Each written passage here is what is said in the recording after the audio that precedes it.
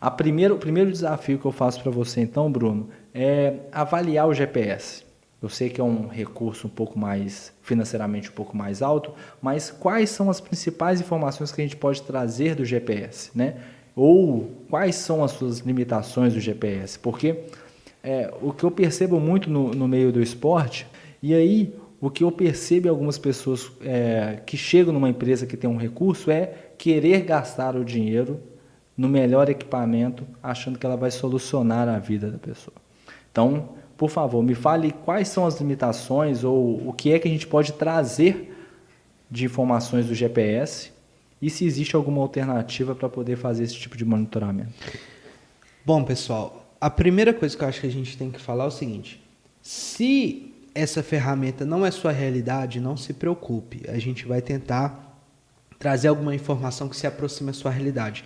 Por quê? Porque falar de GPS, né, parece ser algo muito restrito aos grandes clubes de futebol. São ferramentas caras, né? Catapult, Polar Team Pro. Então são sensores que captam o sinal via satélite e conseguem identificar o seu deslocamento e o quanto esse deslocamento muda ao longo do tempo, né? Então hoje, por exemplo, se você for correr com seu celular ligado, com o GPS ligado, você consegue, com aplicativos, mapear a distância percorrida, velocidade. Por quê? Porque através do sinal via satélite você verifica deslocamento. Então no esporte, nesse caso do esporte coletivo, o GPS ajuda a gente a mapear distância total percorrida, as zonas de velocidade dentro dessa distância total percorrida.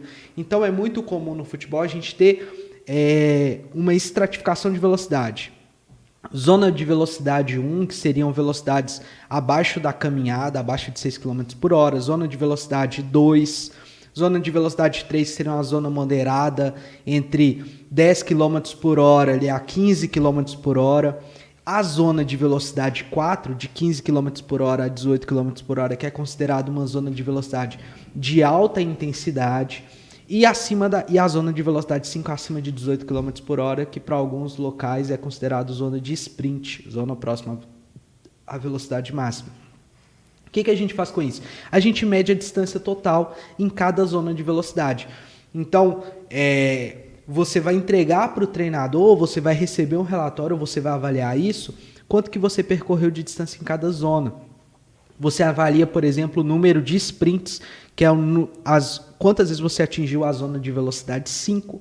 Você analisa a taxa de aceleração e mais algumas outras medidas. A questão é, medir isso e daí? Né? Eu vou me preocupar em modular a distância total? Eu vou me preocupar em modular a zona de velocidade? Eu vou me preocupar com o número de sprints? O que eu vou me preocupar em regular? Ah, Bruno, mas você está falando de futebol, isso não tem nada a ver com a minha realidade. Calma lá, olha só. Os estudos de futebol que mediram carga externa verificaram que quanto mais tempo você fica na distância da zona 4, a zona de distância percorrida em alta intensidade, entre 15 km por hora e 18 km por hora, que é geralmente uma zona acima do limiar anaeróbio para os atletas de futebol e um pouco próximo da distância da zona na intensidade do VO2 máximo, então é a zona de alta intensidade, né? Quando você fica muito tempo percorrendo nessa velocidade, é natural que na sessão seguinte você tenha marcadores de fadiga muito elevados, uma necessidade de recuperação maior. Então, por exemplo, atuando como fisiologista na prática, eu uso o marcador de distância em alta intensidade para me dar uma certa noção do que eu espero que o meu atleta chegue na sessão seguinte. E quando eu tenho um atleta já previamente cansado para aquela sessão, é a distância onde eu vou tentar regular a intensidade durante o treino.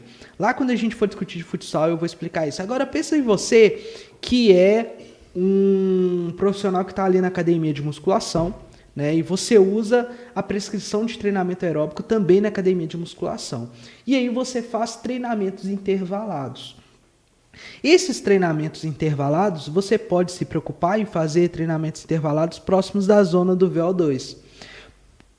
Quanto mais tempo você ficar em intensidades próximas da zona do VO2, maior, provavelmente mais desgastado, mais vai afetar os marcadores de fadiga e recuperação na sessão seguinte. Então pode ser que na sessão seguinte você tenha um desempenho reduzido devido a um treinamento intervalado naquela zona de intensidade. Então se você se preocupa em mapear a carga externa no seu aluno de personal, se preocupe em contabilizar o tempo e a distância que ele fica nessas zonas próximas às zonas de intensidade do VO2. E Bruno, como é que eu vou fazer isso? Agora a gente está fugindo um pouquinho de carga externa e eu estou indo lá para avaliação, tá? Mas só para eu fechar a ideia. Você vai avaliar o seu atleta, vai fazer um teste progressivo, vai descobrir qual é a intensidade do VO2. A gente já discutiu isso nas lives anteriores, mas só fechar a ideia. Vai descobrir qual é a velocidade. E aí, quando você for prescrever o HIIT, você vai querer usar essas velocidades para a prescrição do HIIT. E aí você vai contabilizar na sua planilha de Excel, numa folha de papel, o tempo que ele fica nessa zona do VO2 e a distância, porque isso vai afetar a tua recuperação. Então, saber mapear a carga externa é entender que ela tem uma relação direta com o impacto na recuperação, com o impacto na resposta fisiológica.